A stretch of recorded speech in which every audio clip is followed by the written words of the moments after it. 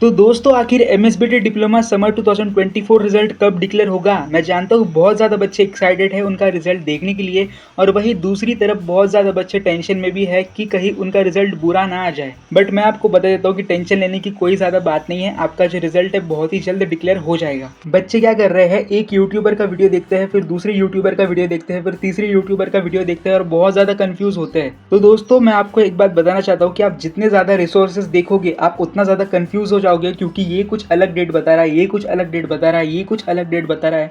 इससे अच्छा आप बस एक ही रिसोर्स फॉलो कीजिए और उसकी बात ही सुनिए, क्योंकि आप जितने ज़्यादा वीडियोस देखोगे, आप जितने ज़्यादा रिसोर्सेस एक्सेस करोगे, आप उतने ही ज़्यादा कंफ्यूज हो जाओगे कि आखिर रिजल्ट कब डिक्लेयर होने वाला है और फ्रस्ट्रेट हो जाओगे।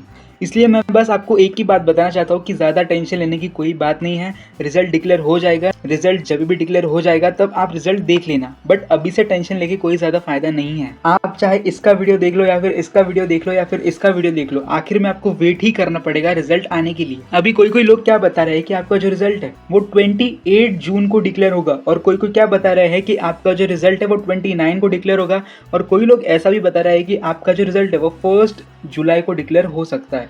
तो आखिर इन डेट्स में से कौन सी डेट को रिजल्ट डिक्लेयर होगा। और दोस्तों अगर आप मेरे वीडियोस स्टार्टिंग से फॉलो करते आ रहे हो तो मैंने आप लोगों को 3 पॉसिबिलिटीज़ बताई थी। पहले तो मैंने आपको कहा था कि आपका जो रिजल्ट है वो 3rd वीक ऑफ जून में डिक्लेयर हो सकता है। अगर 3rd वीक में नहीं होता है तो 4th वीक में हो सकता है। अगर 4th वीक में भी नहीं होता है बाई चांस तो 1st वीक ऑफ जुलाई में हो सकता है।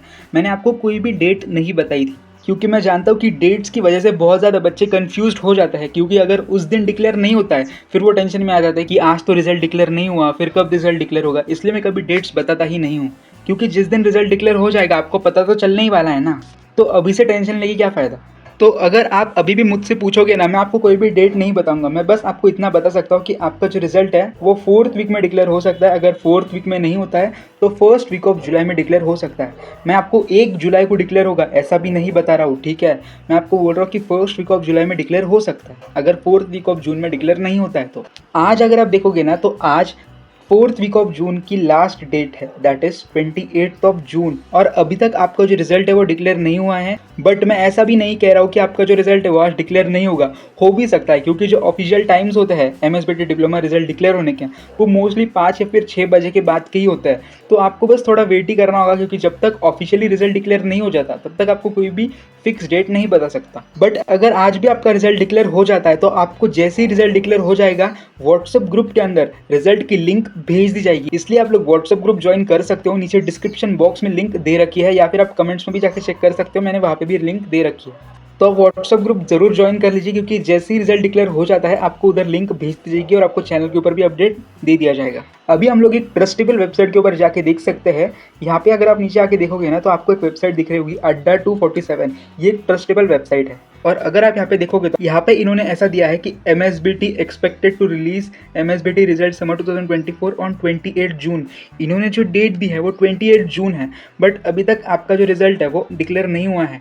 बट मैं ऐसा नहीं कह रहा हूँ कि आपका जो रिजल्ट है वो आज डिक्लेयर होगा ही नहीं, क्योंकि मैंने आपको क्या कहा कि आपका जो रिजल्ट है 5 या फिर 6 बजे के बाद डिक्लेयर हो सकता है, या फिर लेट भी हो सकता है, ठीक है। तो ये एक बात हो गई। और दूसरा, अगर आप देखोगे यहाँ पे एमएसबीटी की जो ऑफिशियल वेबसाइट है, यहाँ पे अगर आप देखोगे ना तो इनकी जो वेबसाइट है वो नॉर्मली चल रही है। बट अगर आपने मेरे पिछले वीडियोस देखे होंगे तो मैंने उसमें आपको ऐसा कहा है कि जब भी आपका रिजल्ट आने वाला होगा उस टाइम आपकी जो वेबसाइट है वो काम नहीं करेगी।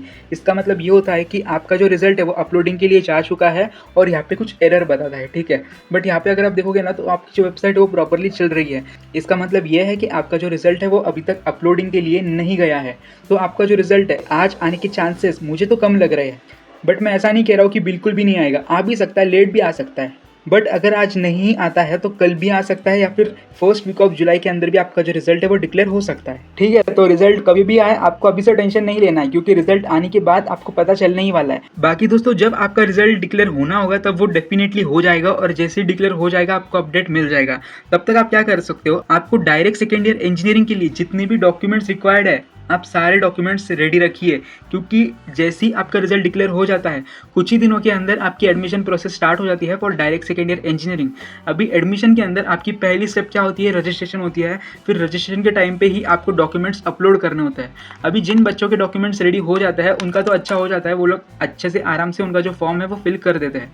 बट जिनके पास डॉक्यूमेंट नहीं होता है फिर वो बाद में मुझे मैसेज करते हैं कि डॉक्यूमेंट नहीं है, अभी क्या करना है, अभी कैसा रजिस्ट्रेशन फॉर्म फिल करना है। तो देखिए दोस्तों, इसलिए मैं आपको ये बात बता रहा हूँ कि आप सारे डॉक्यूमेंट्स रेडी रखिए। मैंने आप लोगों को व्हाट्सएप ग्रुप के अंदर इन्फॉर्मेशन ब्राउजर भेजा है, तो आप उसके अंदर चेक कर सकते हो कि आपकी स्पेसिफिक कैटेगरी के लिए कौन से मेन डॉक्यूमेंट्स है जो रिक्वायर्ड है। और मैंने डॉक्यूमेंट्स के ऊपर एक वीडियो भी बनाया है, उसकी जो लिंक है ऊपर आई बटन के अंदर आ रही होगी, तो आप वो वीडियो जाके जरूर चेकआउट कर सकते हो। उसमें जितने भी बच्चों के जनरल डॉक्यूमेंट्स होते हैं मैंने सारे लिस्ट कर दिए हैं। मैंने आपको अच्छे से बता दिया है कि आपको मेनली कौन से डॉक्यूमेंट्स रिक्वायर्ड होते हैं।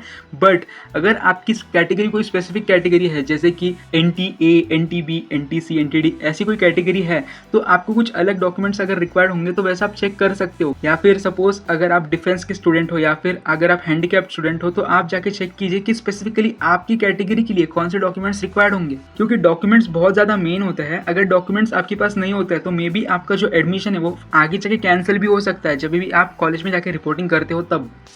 इसलिए आपको सारे डॉक्यूमेंट्स रेडी रखने हैं। डॉक्यूमेंट्स के अलावा अगर आपको जानना है कि आपकी जो डायरेक्ट सेकेंड ईयर इंजीनियरिंग की जो पूरी प्रोसेस होती है, पूरा जो फ्लो होता है वो कैसा होता है, पहली स्टेप आपको क्या करनी होती है, फिर उसके बाद सेकंड स्टेप क्या करनी होती है, थर्ड स्टेप क्या करनी होती है, उसके ऊपर भी मैंने एक डिटेल में वीडियो बनाया है, तो आप वो वीडियो जाके भी चेकआउट कर सकते हो। उसके बाद अगर आपको ये भी जानना है कि स्पेसिफिकली अगर हमें एक कोई प्रोसेस फॉलो करनी है, जैसे कि पहली स्टेप हो जाती है आपका रजिस्ट्रेशन फॉर्म, तो रजिस्ट्रेशन फॉर्म फिल करने के लिए हमें कितने दिनों का टाइम मिलता है, 3 दिन, 4 दिन, 5 दिन, ये सब कुछ मैंने आपको डिटेल में मेंशन किया है। तो आप वो वीडियो भी जाके चेकआउट कर सकते हो, जिससे कि आपको ये आइडिया लग जाएगा कि रजिस्ट्रेशन करना है तो उसके लिए कितने दिनों का टाइम मिलेगा हमें। अगर हमारा कोई डॉक्यूमेंट रह गया है, अगर हम उसके लिए अप्लाई कर रहे हैं तो वो डॉक्यूमेंट कितने दिनों के अंदर आएगा, फिर क्या उतना टाइम है हमारे पास रजिस्ट्रेशन के लिए, वो सारा जो प्रोसेस है वो आपको ही चेक करना होगा।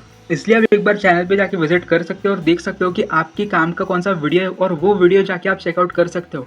उसके अलावा अगर आपको कोई डाउट आ जाता है तो वैसे आप कमेंट्स के अंदर पूछ सकते हो या फिर व्हाट्सअप के अंदर भी पूछ सकते हो, क्योंकि मैंने व्हाट्सअप ग्रुप की लिंक ऑलरेडी आपको दे के रखी है। तो आप वो ग्रुप ज्वाइन कीजिए और मुझे आप मैसेज कर सकते हो। फिर डॉक्यूमेंट्स की बात हो गई। अगर आपके डॉक्यूमेंट्स रेडी है तो आप दूसरा एक काम कर सकते हो, वो ऐसा है कि आप आपकी जो लिस्ट है कि आपको कौन सी कॉलेज में एडमिशन लेना है, उस कॉलेज की लिस्ट प्रिपेयर कर सकते हो। अभी लिस्ट कैसे प्रिपेयर करनी है उसके ऊपर भी मैंने एक वीडियो बना के रखा है, तो आप वो वीडियो भी जाके चेकआउट कर सकते हो। आपको चैनल के ऊपर विजिट करना होगा, तभी आपको पता चलेगा कि एग्जैक्टली वो कौन सा वीडियो है, जिसमें मैंने आपको एकदम अच्छे से समझा दिया है कि आप किस तरह से आपकी कॉलेज की लिस्ट बना सकते हो। मैंने खुद एक एग्जाम्पल देके बताया कि उसमें कैसे लिस्ट बनाई गई है, और उसके अकॉर्डिंग आपका जो ऑप्शन फॉर्म होता है आप उसके अंदर आपकी कॉलेजेस पुट कर सकते हो। क्योंकि ऑप्शन फॉर्म फिल करने के लिए आपको ज़्यादा टाइम नहीं मिलता है, सिर्फ 2 या फिर 3 दिन मिलते हैं, और उस टाइम के अंदर ही आपको जो ऑप्शन फॉर्म है वो फिलअप करना होता है। इसलिए आपको सोच समझ के एनालिसिस करके आपकी लिस्ट बनानी होती है और वो कॉलेजेस पुट करने होते हैं। तो आप ये 2-3 मेन काम कर सकते हो जब तक आपका MSBT का रिजल्ट डिक्लेयर होता है। बाकी आज की जानकारी आपके लिए हेल्पफुल रही होगी तो वीडियो को लाइक कर दीजिए। आने वाली अपडेट्स के लिए चैनल को सब्सक्राइब कर दीजिए। तो मिलते हैं नए वीडियो में नए अपडेट के साथ।